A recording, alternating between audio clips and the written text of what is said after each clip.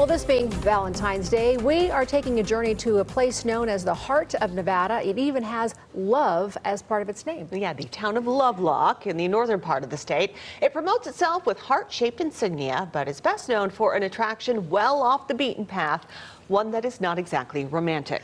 George Knapp and the I-Team recently visited the Lovelock Cave and has a preview of his story tonight. Yeah, it's not exactly everyone's idea of a Valentine's Day story, but, you know, here we are. Lovelock Cave is world famous as an archaeological treasure, a storehouse of antiquities which helped tell the history of the first people to live in what is now Nevada. But there's one part of that history that is controversial, a magnet for the curious and an irritant to scientists who wish the whole thing would go away.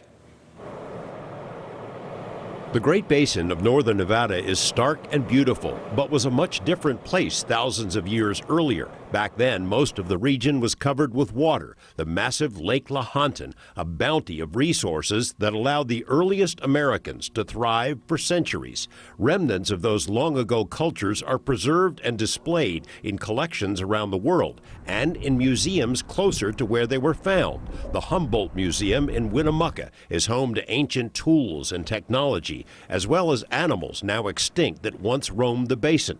The town was named for the great Paiute leader Chief Winnemucca, whose daughter Sarah became a celebrated writer and speaker. Her book is a primary source of the most mysterious legend of all, the story of the Siteka, the red-headed cannibals. According to the Paiutes, this terrible tribe of interlopers met its end in a remote and desolate spot in the desert, Lovelock Cave, wiped out by the people who'd been its prey.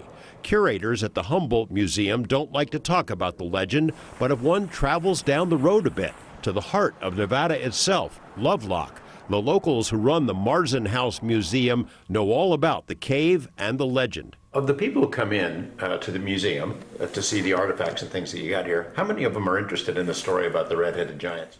All of them. Oh, at least half.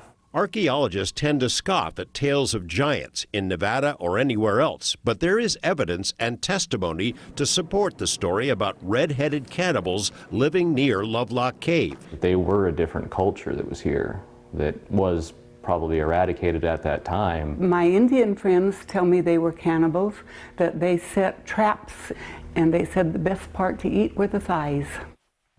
Oh my golly. Because of the popularity of a few TV shows and internet sites, these two museums mentioned in that story get visited by a lot of people who get pretty ticked off when they're told there are no giant skulls or mummified remains for them to see. That's why the Humboldt Museum tries to put the brakes on those discussions. Tonight at 11, we'll hear why the story gained traction over the years and from those who say the Siteka were very real. Both of the museums mentioned are worth a visit, by the way, and we have links on our website. It's fun to chase this stuff. Well, and nothing says love like cannibals. Yeah, exactly. Thanks, George. All right.